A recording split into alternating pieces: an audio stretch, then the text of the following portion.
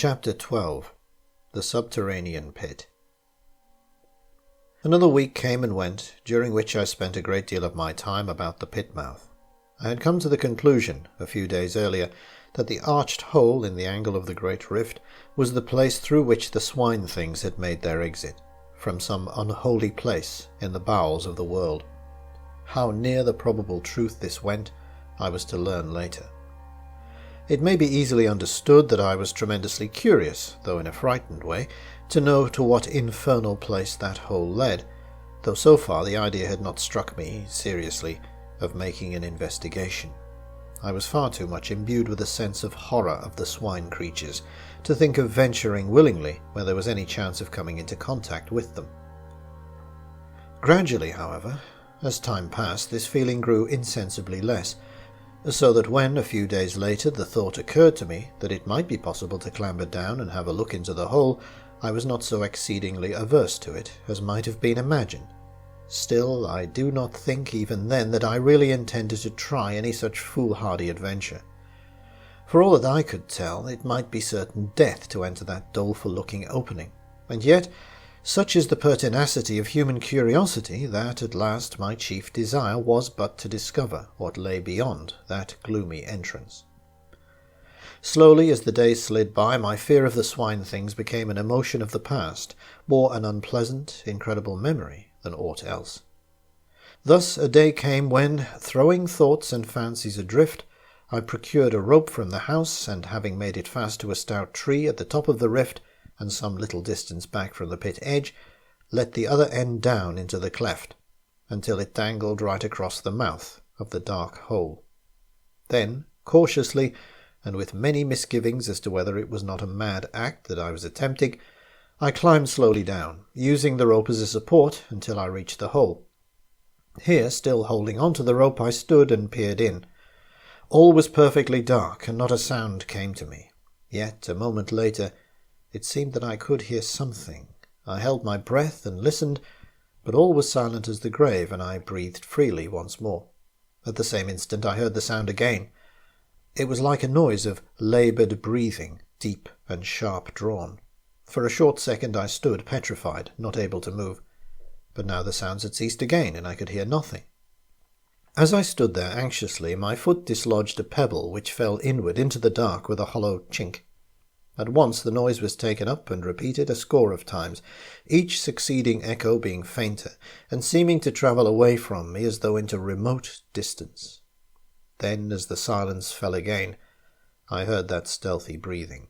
For each respiration I made, I could hear an answering breath.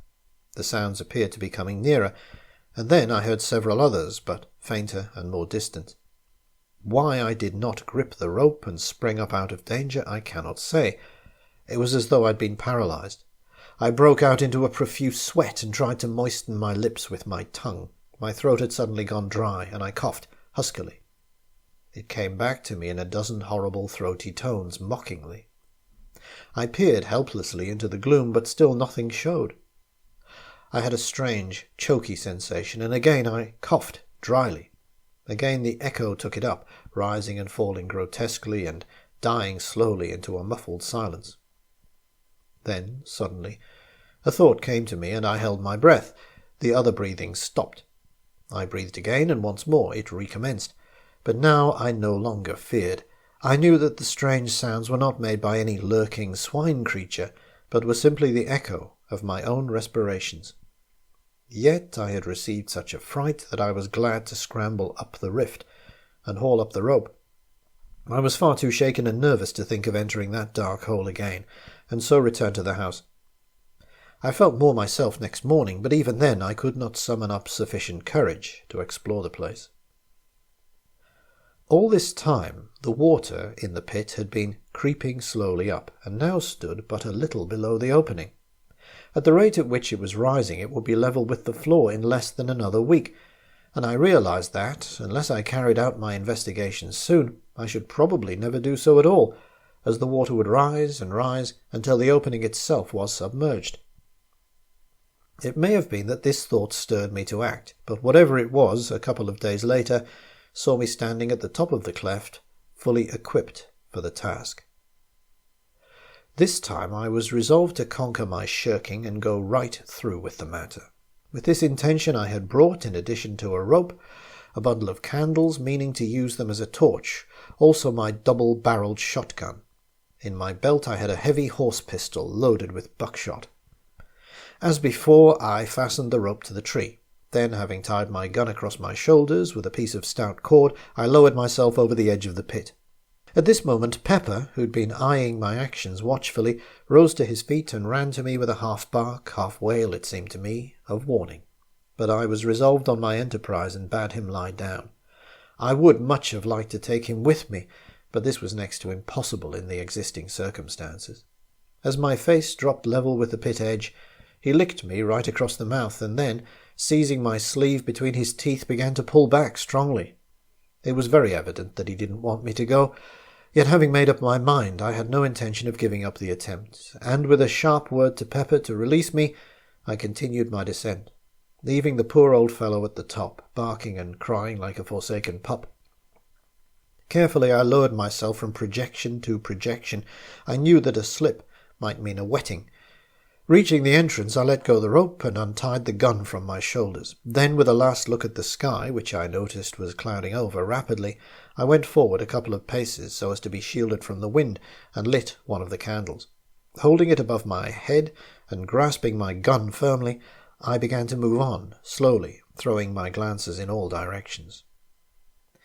For the first minute I could hear the melancholy sound of Pepper's howling coming down to me. Gradually, as I penetrated further into the darkness, it grew fainter, until, in a little while, I could hear nothing. The path trended downward somewhat and to the left, thence it kept on, still running to the right, until I found that it was leading me right in the direction of the house. Very cautiously I moved onward, stopping every few steps to listen. I had gone perhaps 100 yards, when suddenly it seemed to me that I caught a faint sound, somewhere along the passage behind. With my heart thudding heavily, I listened. The noise grew plainer and appeared to be approaching rapidly.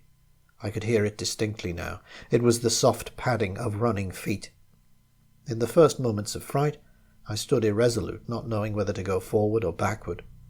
Then, with a sudden realization of the best thing to do, I backed up to the rocky wall on my right, and holding the candle above my head, waited, gun in hand, cursing my foolhardy curiosity for bringing me into such a strait.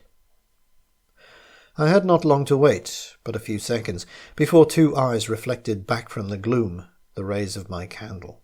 I raised my gun, using my right hand only, and aimed quickly. Even as I did so, something leapt out of the darkness with a blustering bark of joy that woke the echoes like thunder. It was Pepper. How he'd contrived to scramble down the cleft I could not conceive. As I brushed my hand nervously over his coat, I noticed that he was dripping, and concluded that he must have tried to follow me and fallen into the water, from which he would not find it very difficult to climb. Having waited a minute or so to steady myself, I proceeded along the way, Pepper following quietly. I was curiously glad to have the old fellow with me. He was company, and somehow, with him at my heels, I was less afraid.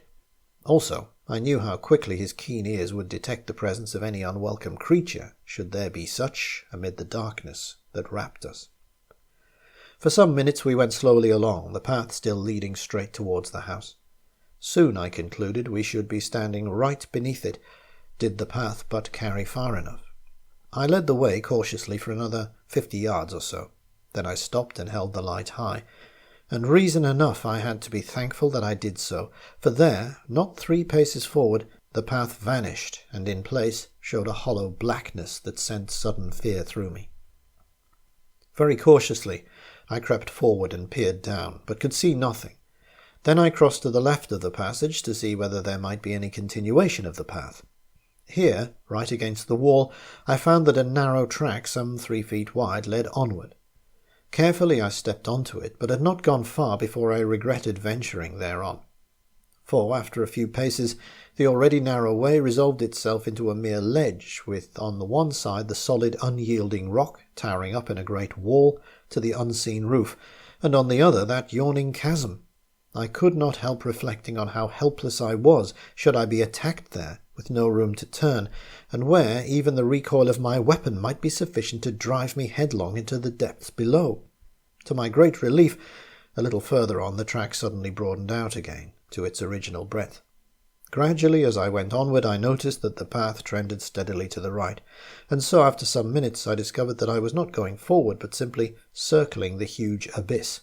I had evidently come to the end of the great passage. 5 minutes later, I stood on the spot from which I'd started, having been completely round what I guessed now to be a vast pit, the mouth of which must be at least 100 yards across. For some little time I stood there, lost in perplexing thought. "What does it all mean?" was the cry that had begun to reiterate through my brain. A sudden idea struck me, and I searched round for a piece of stone. Presently I found a bit of rock about the size of a small loaf. Sticking the candle upright in a crevice of the floor, I went back from the edge somewhat, and, taking a short run, launched the stone forward into the chasm, my idea being to throw it far enough to keep it clear of the sides. Then I stooped forward and listened. But though I kept perfectly quiet, for at least a full minute, no sound came back to me from out of the dark. I knew then that the depth of the hole must be immense, for the stone, had it struck anything, was large enough to have set the echoes of that weird place whispering for an indefinite period. Even as it was, the cavern had given back the sounds of my footfalls multitudinously. The place was awesome, and I would willingly have retraced my steps and left the mysteries of its solitudes unsolved. Only to do so meant admitting defeat. Then a thought came to me to try and get a view of the abyss. It occurred to me that if I placed my candles round the edge of the hole, I should be able to get at least some dim sight of the place. I found, on counting, that I'd brought 15 candles in the bundle, my first intention having been, as I've already said, to make a torch of the lot. These I proceeded to place round the pit mouth, with an interval of about 20 yards between each. Having completed the circle, I stood in the passage and endeavoured to get an idea of how the place looked, but I discovered immediately that they were totally insufficient for my purpose. They did little more than make the gloom visible.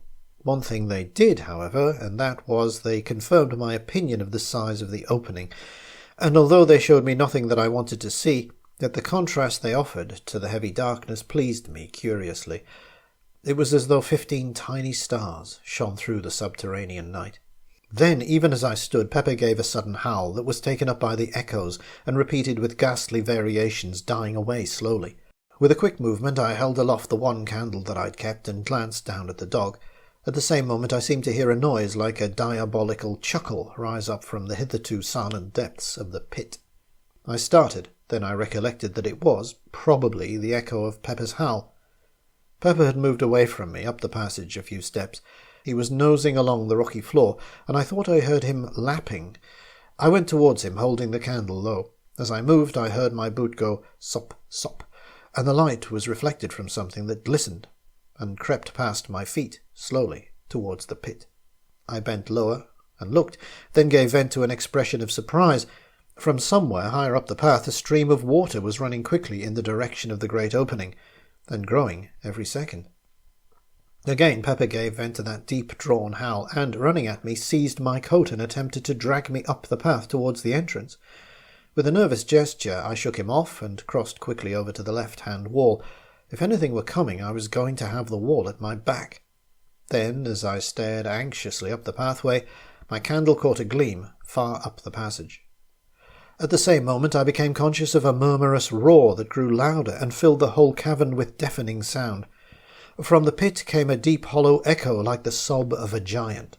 Then I'd sprung to one side, onto the narrow ledge that ran round the abyss, and turning, saw a great wall of foam sweep past me and leap tumultuously into the waiting chasm. A cloud of spray burst over me, extinguishing my candle and wetting me to the skin. I still held my gun. The 3 nearest candles went out, but the further ones gave only a short flicker. After the first rush, the flow of water eased down to a steady stream, maybe a foot in depth, though I could not see this until I'd procured one of the lighted candles, and with it started to reconnoitre. Pepper had, fortunately, followed me as I leapt for the ledge, and now, very much subdued, kept close behind. The short examination showed me that the water reached right across the passage and was running at a tremendous rate. Already, even as I stood there, it had deepened.